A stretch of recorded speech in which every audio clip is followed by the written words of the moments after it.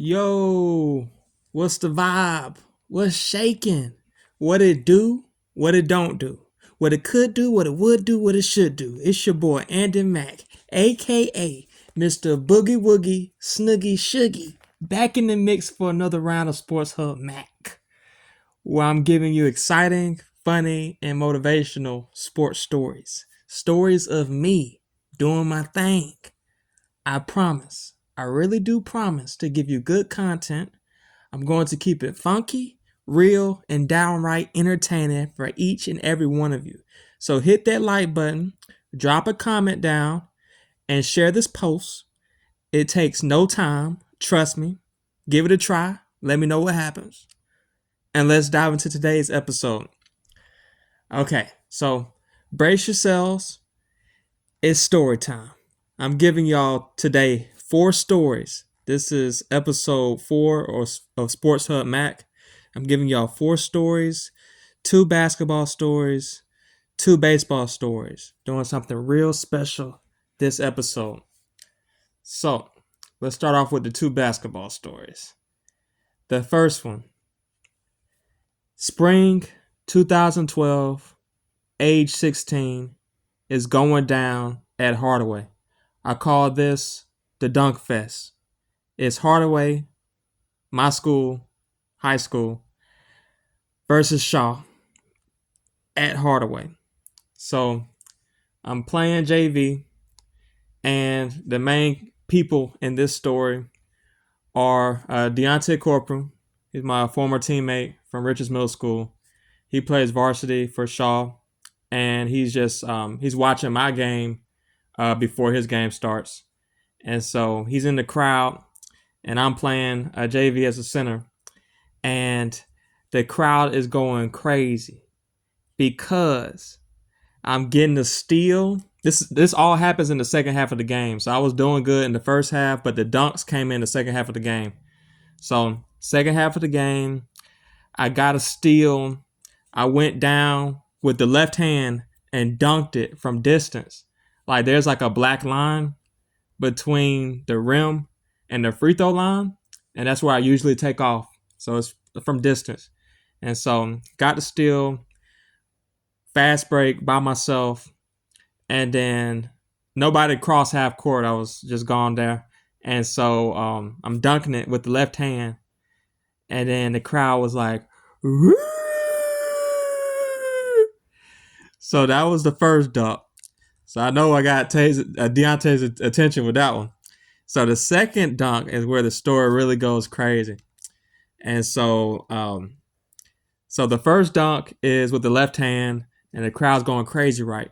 So the second dunk, like everybody knows I'm dunking now. So I got a teammate that's on my team, and he has a little brother. So in the first dunk, the little brother, like he's in like elementary at the time, he was jumping up and down, like jumping for joy. And he was jumping like I did the first dunk, right?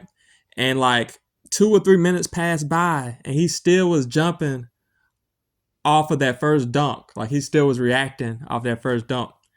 And so the second dunk came, and so the crowd, everybody was standing up because they knew I could dunk. And so the second dunk was with the right hand. And so the first dunk was the left hand. The second dunk was with the right hand. And the crowd had the same reaction. They was like, woo! And when the second dunk happened with the right hand, this where Deontay, he called my former coach, like from the Boys and Girls Club, like a Coach Woods, right? And so Coach Woods was not at the game. He was probably doing something else.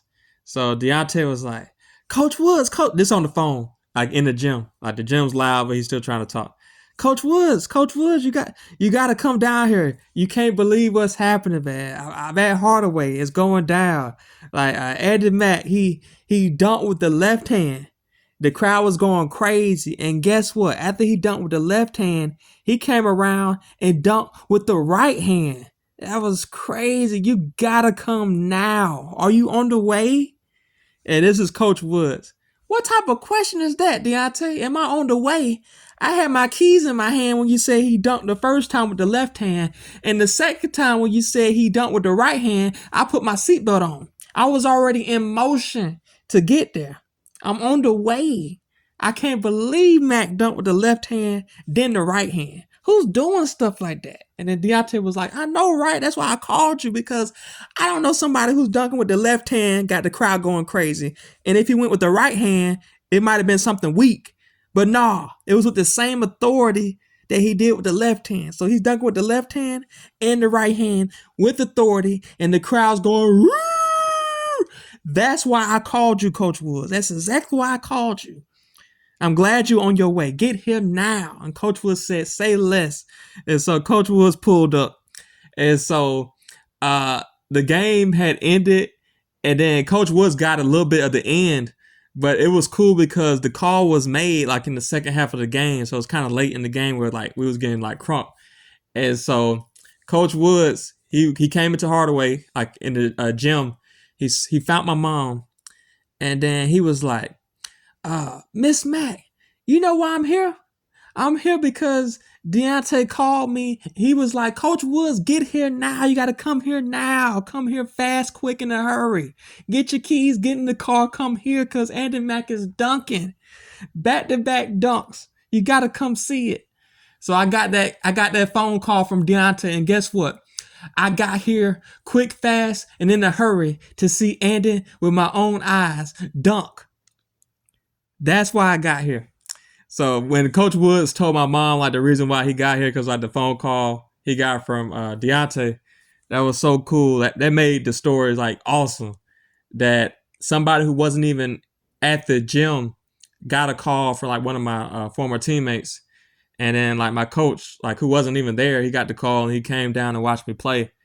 That meant a lot. That was cool. Like the crowd was jumping. I was doing my thing for Deontay to make that type of call. And it was cool how Coach Woods came by real quick to see the action. Like, he had to see for himself. Like, you telling me he's dunking with the left and right hand? I gotta see this, because he's on pace. Andy is on pace to dunk over and over again. That's the vibe that's going down. So that is Hardaway versus Shaw at Hardaway, spring 2012. Hope y'all enjoy it. And so this is story 2. Story 2, Carver, summer 2015. I'm going to call this story Quincy. Because this is the first time I ran into Quincy, who went to Jordan High School. And it was crazy because I didn't know who he was before this. But okay, so this is what's going on. So I'm at Carver, summer 2015. This is 1 year after I graduated from like Hardaway High School, just coming back. And Kemion Woods was there.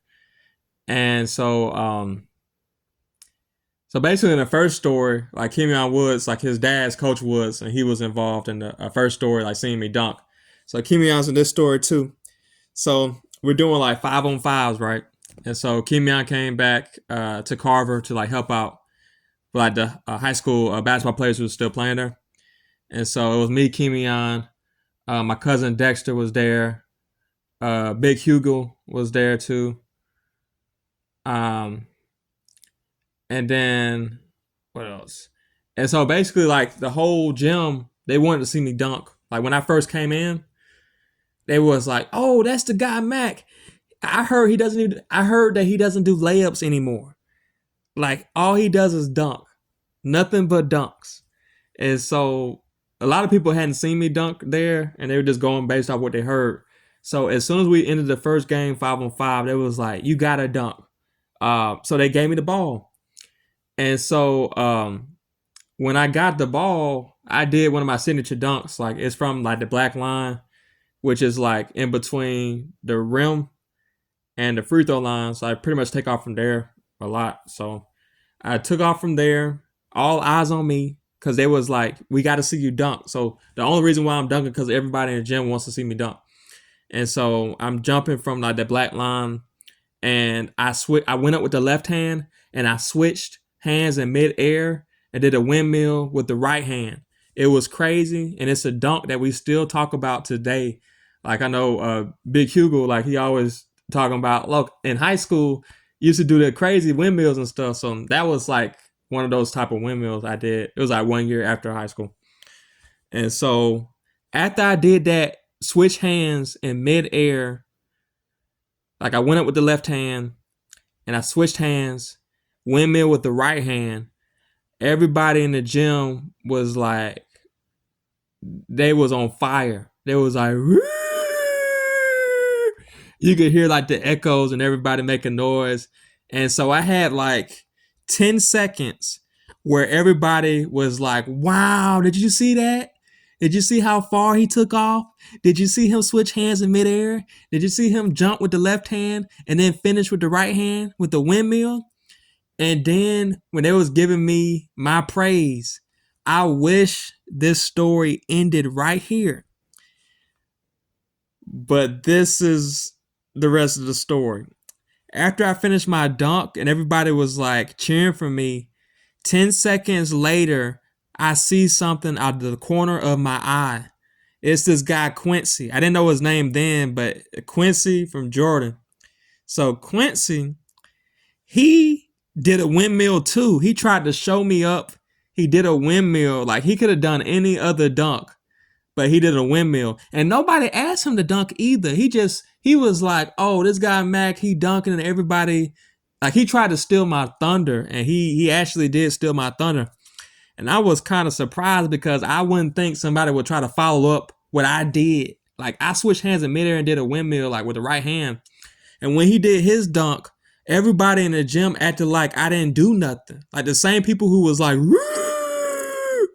And who was like, they was like cheering for me after I did my dunk.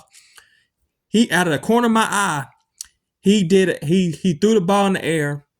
It bounced off the ground and he jumped off 2 feet and did a very explosive, like a Dominic Wilkins type windmill. It was very explosive. And then everybody in the gym tried to play me like I didn't do a good dunk. Like the same people who was like, wow, did you see that? Then Quincy comes seconds later. Like Quincy didn't even give me he didn't give us no time to just be amazed at my dunk. He tried to steal my shine so fast. It was like, wow. So all I really got was 10 seconds of the whole gym being on my side. And then when he did his dunk, he again, he threw the ball in the air and then it bounced off the ground. Then he jumped off 2 feet and did a windmill, and then they tried to act like that windmill was way better than my dunk, which was crazy, just crazy. So, and then one of my basically one of the guys who was cheering for me, he gave the ball back to me it's your turn, basically and so now it's my turn, right? So they tried to make it a battle between me and Quincy, who could do the best windmill. And so it's my turn again. So what I did was I was put on the spot, kind of off guard, because I didn't know he was going to try to steal my shine like that. I was like, where did he come from? Nobody asked him to dunk. Why he just tried to steal all my shine and all my thunder? And so I had to try to go back tick for tat with him. So I got the ball again, and I just took off real far, kind of from the black line again, but it's close to the free throw line. And so it's the line between the rim and the free throw line. I always try to take off from there. And so I took off from there, and I just did a left-handed dunk from distance. And it was pretty far, but they still was that was good. But that wasn't what Quincy did. So that day, summer 2015, going to Carver, I ran into Quincy for the first time. And so Kimion was there too. So that was crazy, man. And yeah, so that was the dunk contest that came out of nowhere. Quincy could have picked any dunk to do besides the windmill, But I learned that day, there's always going to be Quincy's around in life There's always going to be somebody waiting for you to do what you do best and then try to show you up in front of everybody. Nobody asked him to dunk. There's going to be people that nobody asked to do that, and they're going to do it anyway. And they're going to try to do it better than you. Everybody in the room asked for you, and then somebody else come out of nowhere and try to steal your thunder. There's always going to be a Quincy around in life. So that's what I learned. Really, Quincy? Really? But yeah, those are my 2 basketball stories. So, okay. So I got some baseball stories. 2 baseball stories. So, this is my last year of Little League. So, Peach Little League. The year is 2008. I'm 12 years old. And this story is titled Parker Derby. The name of this guy I ran into that I'll never forget the first time I ran into him. And he definitely welcomed me to my last year of baseball. So my last year of baseball, my last year of baseball, I played like A-League. So A-League is like the top league. And it's mostly 12-year-olds and stuff. So it's me when I'm 12 years old. And so I didn't know that Parker Derby, like he was a big deal in A-League. And so I'm playing for the Foxes and he's playing for the Cubs. And I don't know him, he doesn't know me at the time. The first game of the year. And so basically I was the pitcher and he was the batter. So this is me pitching. So I'm pretty tall. Got granddaddy long legs. I'm on the mound. And so I go into my windup and I'm left-handed and I throw my fastball. And I was feeling myself like, oh, it's my fastball. Like, try to hit this. And then Parker Derby was like, he hit it. Like, he put the barrel of the bat on the baseball and he knocked it out of the park. Opening day, the first game of the season, the first game of my last year in Little League, the first game of me going to A-League, which is the top league. So I try to go from B-League to A-League. And Parker Derby was trying to like show me of how like either you keep up with us or you get left behind. This is what happens in A-League. In A-League, in front of mama and daddy and all your aunts and uncles who want to see you play baseball, I'm going to hit your ball out the park. I'm going to hit your ball so far. And it's going to make a loud sound when your fastball hits the barrel of my bat. So Parker Derby got me good. That was round 1. And he hit a home run on me. My first game of that season. But guess what? His first home run was against me. And guess who my first home run was against? Parker Derby. I got him back. Round 2. Here we go. Okay, so the very next time I saw this kid, Parker Derby, and so when he hit the home run on me, the first game of the season, I was like, what? How could this be? And so the second game, the second time I saw him, I got him back. Isn't that crazy? Isn't that crazy how things came in my favor? Like I was the pitcher and he was the batter in the first game and he hit a home run on me. And the very next time I saw him, y'all, he was pitching and I was the batter. And I had the bat in my hand and he had a baseball in his hand and he threw his fastball and I swung my bat and my bat with the barrel of my bat hit his fastball out of the park over the fence. Now we're tied. I'm tied with Parker Derby because first he hit a home run on me, and then I got him back and hit a home run on him. Now, I had an interaction with Parker Derby going tick for tat with home runs. Like, his first home run of the season was against me, and my first home run of the season was against him. And then that's our way of saying, hey, my name is Parker Derby. And then I'm saying, hey, it's nice to meet you, Parker Derby. My name's Andy. Andy Mack. Now you know me. Now I know you.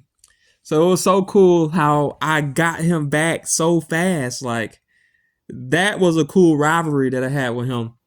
And so, because at one point I didn't know who he was, and once he hit that home run on me, I had to know his name, his first name, his last name. If he had a middle name, I need to know that. I need to know his background. I need to know everything about this kid, because he's on my list now. I gotta get him back. And so it was cool how I got him back. But yeah, I appreciate Parker Derby because he set a standard that was high. He was the kid that I learned about him, that his first year of A-League, he was 9 years old. And in his first year of A-League, he was an all-star. So he was an all-star in the league at age 9, when mostly there were 12-year-olds playing in that league. So he had competition that was 3 years older than him. And so it was just cool how he embraced that competition at a young age. And that motivated me to, in other areas of my life, regardless of how old people are around me, I still want to compete. I still want to be the best in the competition, no matter how old people are. So that was cool how he did that.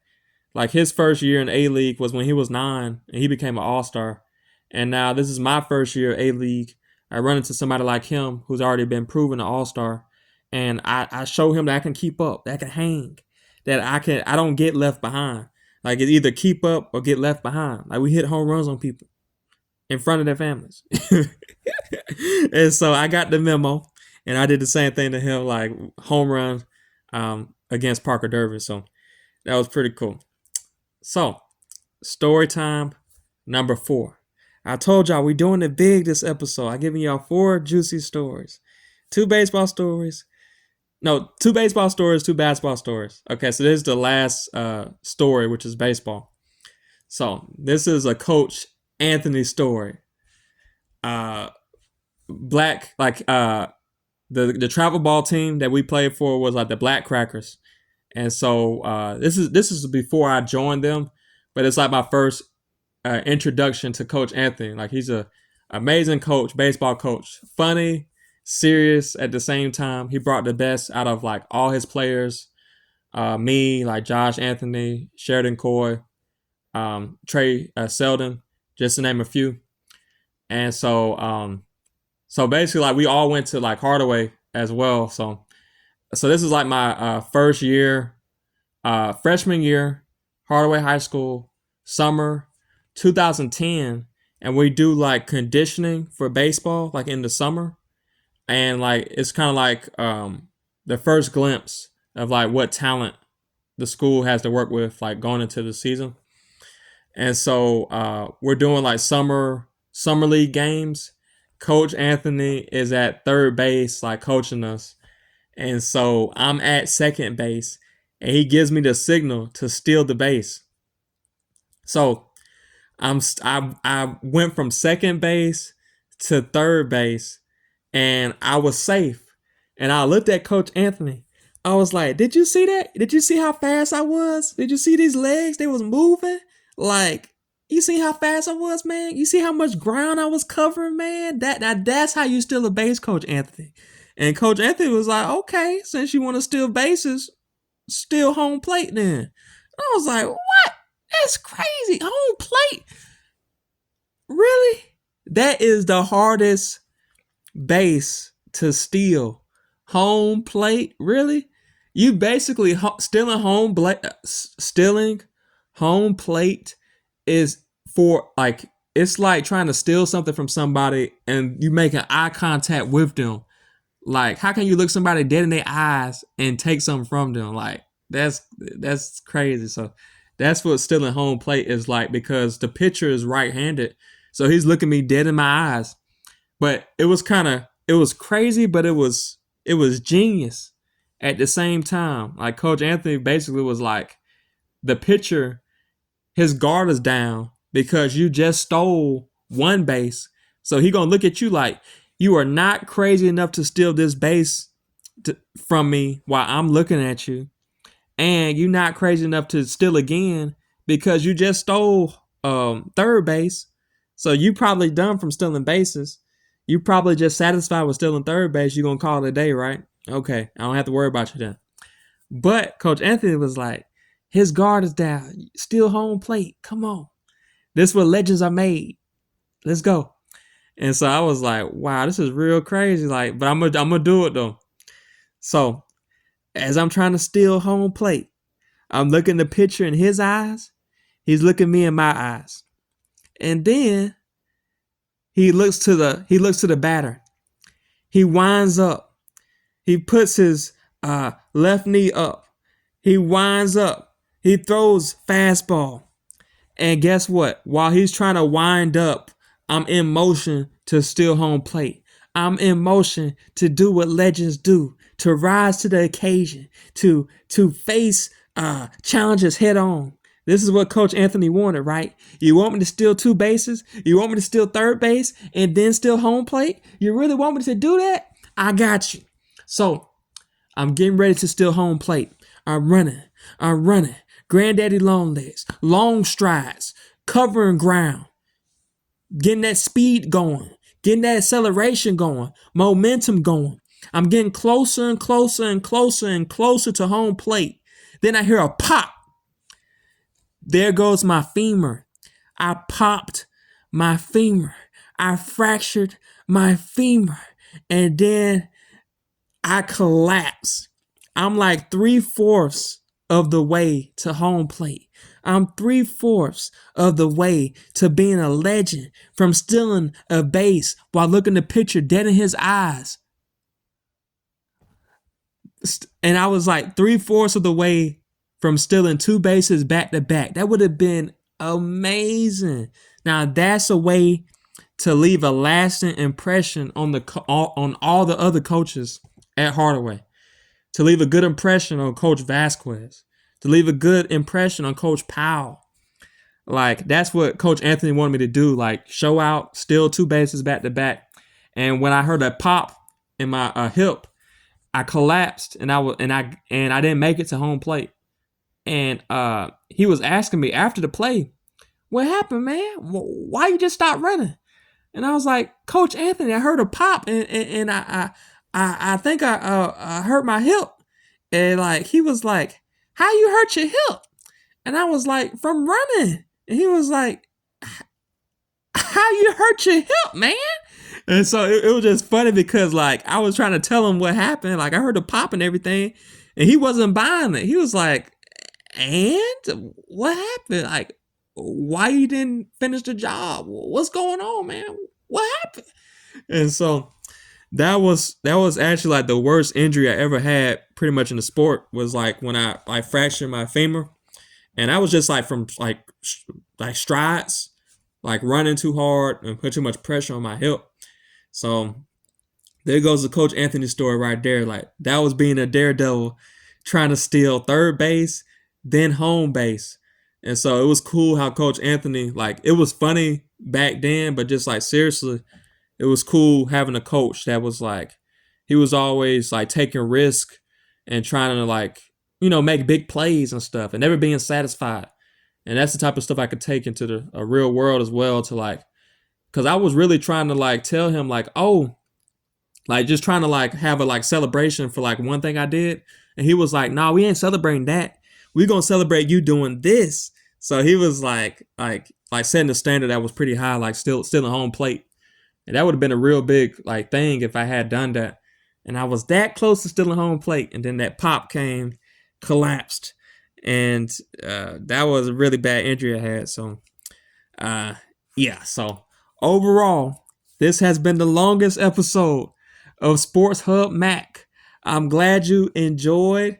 I hope you like, comment, and repost. And again, thanks for Thanks for listening to everything I had to say. Thanks for listening to my baseball stories, and appreciate all the people who was in those stories, like Deontay Corporal and Coach Woods, who's like Kimion's dad. They was in the first story, like Hardaway versus Shaw, and then Quincy was in the second story, and Kimion as well was in the second story. That was like 5-on-5, like we was at Carver, 5-on-5. And then shout out to Parker Derby, who was a big inspiration for me, like in Little League at Peach Little League, when I was 12, like my last season of Little League. We made like a lot of memories together, like us playing against each other. And I definitely appreciate like that rivalry we had, like him hitting the home run on me, and me hitting the home run on him. And then shout out to Coach Anthony in the last story of baseball. Like he was a pretty big risk taker of a coach, and I appreciate that. Like he always was like setting a high standard, and that would have been an amazing story. Me stealing like 2 bases back to back, and that was like what he wanted me to do. And so that's the type of plays that we've made, and go big or go home type stuff. So thanks for listening. This is Sports Hub Mac signing out.